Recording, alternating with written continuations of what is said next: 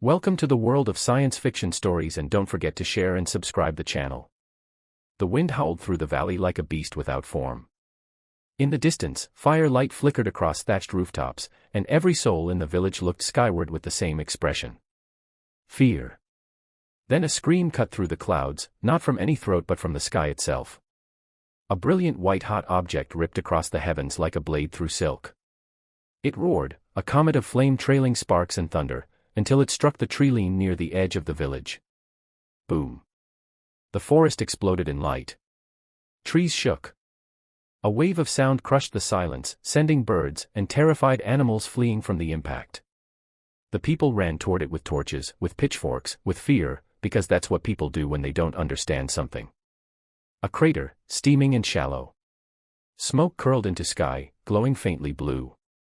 And at its center, not a rock, not fire, but her. She didn't move. She didn't speak. She simply lay there, limp and glowing. Her body curled in a delicate fetal position. Her skin shimmered blue like water in starlight. Her long silver hair fanned out beneath her, tangled with ash and leaves. She was naked, though not in the human sense. Her body was smooth, foreign, adorned in thin membrane-like folds that seemed part of her. She didn't bleed, but there were wounds, bruises forming under that shimmering skin. A soft hum came from her, rhythmic like a broken heartbeat struggling to keep time. The villagers didn't see a girl. They saw a thing. "Is it breathing?" whispered one villager. "It's a witch." "I told you something cursed was coming from the stars," another said, horrified. A third villager grabbed his torch. "Look at her skin of the damned. That's no woman. That's the devil in disguise." And the cry began to rise, "Burn it. Burn the witch." Before she wakes, they surrounded the crater like wolves, not one of them stepping closer. All of them hurling their fear like stones.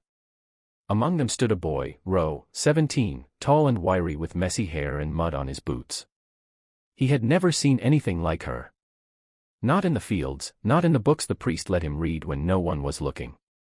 There was fear in him, but also something else. Wonder. "She's not a witch," Ro whispers. They ignored him. They grabbed rope, wooden stakes. Someone dragged a cart. Others began building a pyre. But Ro didn't move. His eyes were locked on hers, because now she was awake. Her eyes opened slowly. There were no whites, no pupils, only liquid silver, glowing, terrified, alien, but still eyes. And they locked onto Ro. They brought her in chains. They couldn't keep her upright. Her body refused to move. She collapsed like a rag doll in the cart, unmoving as they tied her to the post. The ropes wrapped her shoulders, her arms, her legs. Her chest barely rose with breath. Someone threw a dirty cloth over her to hide her form, but even then her hair spilled out beneath it, bright and pure against the blackened wood of the pyre. Children watched. Mothers pulled them away. The torch was raised. "May the flames purify her." The flame moved forward, and Ro stepped in the way.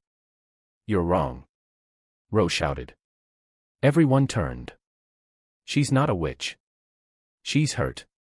She needs help," Ro insisted. "She fell from the sky," a villager said furiously. "Then maybe she's not from here. What if she's a traveler, a person like us?" Ro responded. Silence. But in the silence, the girl blinked once, twice, and then her lips moved, just barely. It wasn't a word. Not exactly. But Ro heard it in his head, not in his ears. "Help me." He turned. "I'm going to get you out of here," Ro said quietly. He waited until they all left, until the flames were dampened, and the guards fell asleep. Then he crept back. No armor, no weapons, just a knife and a heart too stupid to stop beating for strangers. He cut the ropes. She didn't cry out, couldn't, but her eyes opened wider when she saw him. He pulled the cloth tighter around her, hoisted her in his arms. She was cold, lighter than she looked. Her skin felt like ice lit by lightning. And she didn't resist. She trusted him. He laid her beside the creek, under the old hunter's hut, wrapped her in a cloak, lit a small fire, watched her sleep, and as he looked at her, this girl the village tried to burn, he didn't see a monster. He saw something ancient, sad, lost, and beautiful. She wasn't from this world, but in that moment, she was his entire world. The wind whispered through the trees, as if the forest itself were trying to hush the world. Ro crouched low in the darkness, holding a stolen loaf of bread in one hand and a warm cloth bundle in the other. He didn't look back toward the village. He already knew what was back there. More torches, more fear, more talk of burning witches. He only looked forward, toward her.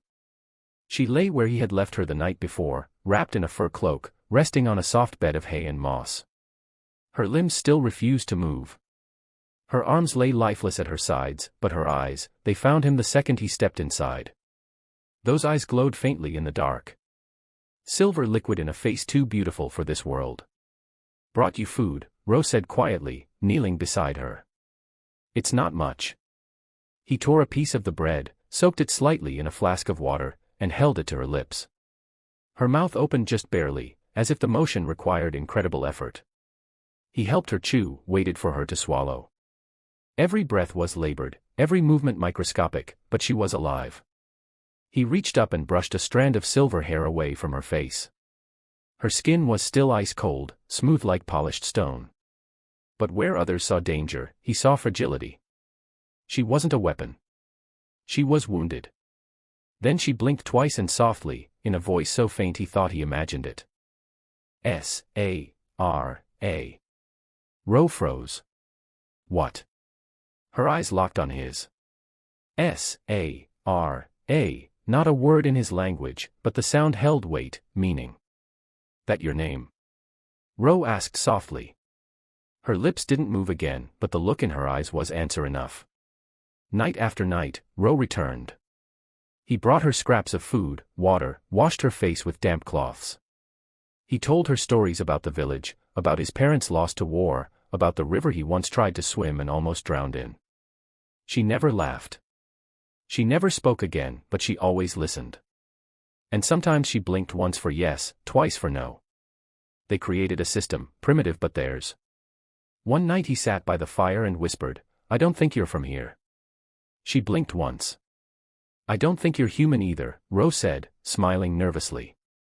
She blinked again. He unwrapped the blanket covering her lower arm, not out of curiosity, but because he noticed the edges glowing faintly in the dark. And there it was, etched into her skin like light sewn through flesh, a glowing symbol that pulsed gently in time with her breath. A crest, regal, alien, royal, and he knew. "You're not just some lost creature," Ro whispered. He leaned closer. "You're a princess." Torches again. Talk again. The elder priest warned of omens. The witch lives. The crops suffer. The sky darkens. Burn her before she brings ruin. They didn't know she was already gone. They thought she'd died. They thought Ro had let her burn and kept quiet. He let them believe it, for her sake. Ro arrived late that night to find Sarah's breathing strained. Her skin had dulled, her glow flickering like a candle in wind. The symbol on her arm dimmed. "No, no, no. Don't leave. Stay with me, please," Ro panicked. He laid his hand on the mark without thinking, and something surged. A vision, not a dream, not a hallucination, but a memory not his own. A city in the sky. Aliens kneeling before a throne. Screams. Explosions. A child torn from her mother's arms. Stars blinking out like dying candles. A girl in a pod launched across the galaxy, falling through fire, and her name, over and over again, Sarah, the last daughter of Aura. He gasped, pulled his hand away, stared at her, heart pounding. "You showed me," Ro said. Her eyes barely opened. He placed his hand over hers again, gentler this time. "I won't let them hurt you," Ro said. A single tear slid from the corner of her eye. She believed him. The sun had barely kissed the treetops when Ro carried Sarah deeper into the woods. He knew the village would eventually search the old hunter's hut. Word would spread. Whispers had power, and his silence wouldn't last forever. She needed to disappear. They crossed the river using fallen logs, Ro lifting her with care and balancing her weight across his back. Her body was still unresponsive, her arms limp, her legs unable to hold her, but her eyes never closed. She watched, and he knew that meant she still trusted him. Nestled behind a waterfall was a hollow cliffside, a chamber carved by nature, hidden from the world. The village once called it cursed. Ro called it quiet. He laid Sarah down on a raised slab of stone, layering furs beneath her and a moss-cushioned wrap over her legs. Firelight flickered against the stone, casting warm orange tones over her blue skin. Her silver hair reflected it like glass. She looked like she belonged in a cathedral, not a cave. And yet, this would have to be her sanctuary now. That night, Ro knelt beside her and peeled back the cloth over her right forearm. The symbol was still there, like glowing veins arranged in a spiral, pulsing faintly with a soft violet hue. He hesitated, then reached out and gently pressed 2 fingers to it. Instantly, the world vanished.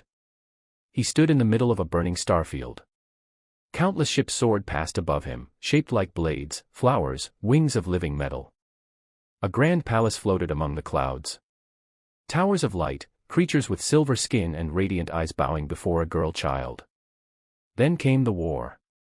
Fire, screams, explosions that cracked the sky in half. He saw Sarah, much younger, being ripped from her mother's arms. Soldiers in black exosuits, a prison, a cry. He saw her asleep inside a coffin-like pod, screaming silently as she was flung into the dark between galaxies. A voice echoed around him, not hers, but older, ancient. She is the last daughter of Alra. The bloodline ends with her. And they're coming. Ro gasped and jerked back, falling onto the cold stone. His heartbeat thundered in his ears, sweat clung to his skin, but his eyes never left hers. I saw it, Ro said breathlessly. Her gaze softened. All of it, Ro continued. She blinked once. He sat beside her and stared into the fire. His voice was raw when he spoke again. You were a princess, a real one, from a place I don't even have a name for, Ro said quietly. She blinked once. They took everything from you, Ro said. She blinked again. And someone's still after you, aren't they? Ro asked, turning to her. Pause. She blinked once. The cave felt colder now. Not because of the wind, but because Ro realized they weren't alone. Not just in this world, but in this moment. Someone, somewhere, was hunting her. And if they found her again, they might not burn her. They might erase her. He stood and tightened the firewood stack, adjusting the barrier at the cave's entrance. No one's going to take you again, Ro said firmly. She blinked once, but this time her lower lip trembled. It wasn't much, but it was emotion. Ro sat beside her with a carved stick in hand, tracing her crest into the cave floor, practicing its pattern. You're the last of your people, the only one left, Ro said. He stopped and looked at her. But you're not alone. She blinked again, slower this time. He leaned closer. You're not a witch. You're not cursed. You're Sarah. The sun bled low over the horizon, turning the trees into sharp silhouettes. Ro had just returned from the river, water splashing in a hollowed gourd across his back. But the air was wrong. Too still, too quiet. The birds weren't singing. Then he heard it. Boots on mud, branches snapping, voices, and the unmistakable hiss of fire. Torches. The villagers moved in formation. Not trained soldiers, but something worse. Terrified men pretending to be brave. At their front stood Elder Tom, cloak dragging in the dirt, eyes burning with a fear so deep it had turned to rage. They had tracked the boy. They had found her. Ro burst through the veil of vines, heart hammering. Sarah's eyes opened immediately. She knew. They found us, Ro whispered urgently. He dropped the gourd and ran to her side. Her symbol still glowed, but faintly. Her breath was shallow. She couldn't run. She couldn't even sit up. He grabbed a blade. Small, dull, ceremonial, but all he had. Then the light changed. The torches were outside, flickering through the vines. They stood just beyond the waterfall. 8 villagers, some with pitchforks, one with a bow, and all with flame in their hands and murder in their eyes. We gave you mercy, boy, and you repay us with this, Elder Tom shouted. She's not a witch. She's not a monster, Ro said, standing firm. She's cursed. Look what's happening to the land, a villager said. She's hurt, Ro replied. She's not human, Elder Tom snarled. Sarah blinked once. Her lips parted. A soft sound came out. A pulse, not a word, almost a frequency. Her eyes locked onto Ro. Run. No, they will kill you, Ro said, shaking his head. He knelt beside her, gritting his teeth. Then I die standing. Just like you did when they tied you to that post, Ro said quietly. The villagers began to move forward. Torches high, arms raised. Step aside, boy, Elder Tom commanded. Ro stepped outside the cave's mouth. Arms spread, blade lowered, body between them and her. His voice trembled but held. If you want her, you'll have to go through me, Ro declared. A beat of silence. Then footsteps advanced. The tension snapped. A man lunged. Ro shoved back. Someone swung a torch. Ro ducked, but the flame caught the edge of the vines. Fire licked the green. And then Sarah screamed, but it wasn't her voice. It was energy, a pulse, a vibration. Every torch went out at once. Every man stopped moving. Silence shattered the moment. And from behind Ro, a glow. The crest on her arm blazed to life, burning gold and violet. Her body still lay limp, but her eyes glowed silver, bright as the moon's. She couldn't rise, but something around her did. The walls pulsed. Symbols lit up. The stone floor hummed beneath her, and the villagers ran. All except Ro. He turned and knelt beside her. She was pale, exhausted, the glow dimming, but she looked at him as if she saw him for the first time. You stayed, Sarah said softly, barely audible. Always, Ro whispered. Ro sat cross-legged by the glowing embers of their small fire. His breath trembled from the cold, but his hands never stopped moving, adjusting the wraps that kept Sarah warm, wiping soot from her cheeks, whispering words of comfort into the silence. She hadn't moved since the pulse. Her crest had dimmed, the glowing symbols on the cave walls now dormant again. Still, her eyes followed him. Still, she blinked once for yes, twice for no. Still, she watched. Outside, the mob had scattered like crows under a falling sky. The memory of that golden pulse, the shimmer of light and energy, had shattered their courage. But they'd be back. Fear always came back. Ro had just returned from fetching water when he saw the smoke. Not theirs. A torch. Then 5. Then 10. The villagers weren't just angry anymore. They were desperate. He dropped the flask, sprinting back into the cave, breath short, chest burning. They're coming again, Ro panted. She blinked once. I won't let them, Ro said. He stopped. Her eyes were glowing again. The first rock hit the wall outside. A second shattered just beyond the vines. A scream, and then a roar, burned them both. Footsteps thundered toward the mouth of the cave. Ro drew the dull blade. Worthless in a real fight, but it was what he had. He turned to her, crouched low. Stay quiet. I'll hold them off, Ro whispered. But she wasn't quiet. Not this time. Her mouth opened. And she spoke. It wasn't a scream. It wasn't even human. It was a resonance, a tone layered with language and meaning and power that should not have survived on Earth. The walls trembled. The ground cracked. The vines burst into dust. And the villagers, they froze. Some dropped their torches. Others screamed and stumbled back, because the ground began to glow. Ancient glyphs lit up from beneath the soil. Lines of golden circuits etched into the cave floor, snaking out like veins of light. From deep below, something rumbled. Then rose. A column of metallic stone emerged from the ground behind her, like a blooming flower, unfolding into a halo-shaped structure, intricate and alive, hovering inches above the floor. The symbols from her skin matched those on the ring. This was hers, a throne meant for a queen. One of the men screamed, "She's summoning hell." Another ran, dropping his sword. The elder tried to shout something, but the voice faltered in his throat. And then the pulse returned, not violent, but pure. A radiant wave that pushed outward, pressing warmth against their skin, erasing torches in a flash of light. They ran, all of them, because they couldn't fight what they couldn't understand. Ro turned slowly. The light had faded. The glyphs blinked once, then dimmed. Sarah collapsed in on herself, her body slack, lips pale, the last of her strength spent. Sarah, no, no, no. Stay with me, Ro rushed to her. He cradled her gently, brushing strands of silver hair from her forehead. Her eyes fluttered open, barely. Her lips moved, so soft he had to press his ear close. And then he heard it. Thank you. Then silence. Ro didn't cry. He just held her. Held her like he would hold fire. Afraid to let go, but too human not to feel the burn. And outside, the wind blew through the trees, carrying the name they tried to bury. Sarah.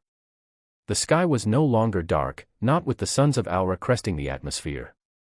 Ships, sleek, curved, living metal crafts hovered above the earth like gods in quiet judgment. They didn't roar. They didn't threaten. They simply arrived. The village below, once ruled by ignorance and fire, now stood still. The fields were overgrown. Most of the houses abandoned, but the crater remained, and at its edge stood Ro, older now, hardened, the lines of youth still visible beneath the stubble on his jaw and the calm in his eyes. He looked up at the ship descending. He already knew who was inside. The moment she said, "Thank you," replayed in his head every night since. She hadn't died. Not really. Her body had gone still, but it hadn't been the end. The throne had taken her in, absorbed her, protected her. A stasis, a cocoon. He stayed by her side for 2 days until they came. Her people, not an army, but survivors. Sentinels. Genetic kin awakened by the beacon in her blood. They arrived like whispers in wind, faceless but weeping when they saw her. They didn't speak to him. They just knelt and carried her away. The ramp lowered. Ro didn't blink. And there she was. She walked now, not with effort, but with grace. Her long silver-white hair caught the breeze. Her skin, still blue and luminous, shimmered beneath robes laced with star metal. Around her head, a crown sat like moonlight in solid form. She wasn't the girl they had tried to burn. She was a queen, but her eyes still searched for him. And the moment they met his, she smiled. She didn't speak at first. Neither did he. She stepped closer. The guards at her side, tall, armored, ancient, stayed back. She reached for his hand. Her touch was warm now. Alive. "I told them about you," Sarah said softly. "I kept waiting for the sky to fall again," Ro said, smiling faintly. "And now I hold it in my hands." They looked down into the crater. The place she landed. The place where they tried to destroy her. Now grass grew there. Now peace lived there. The remaining villagers gathered. Fewer now. Older, wiser, or just tired. They saw the ships. They saw her, and they trembled, but she did not order fire. She raised a single hand. And behind her, holographic projections appeared, not of weapons or war, but of memories. What the villagers had done, what she had survived, and what Ro had saved, not through violence, through belief.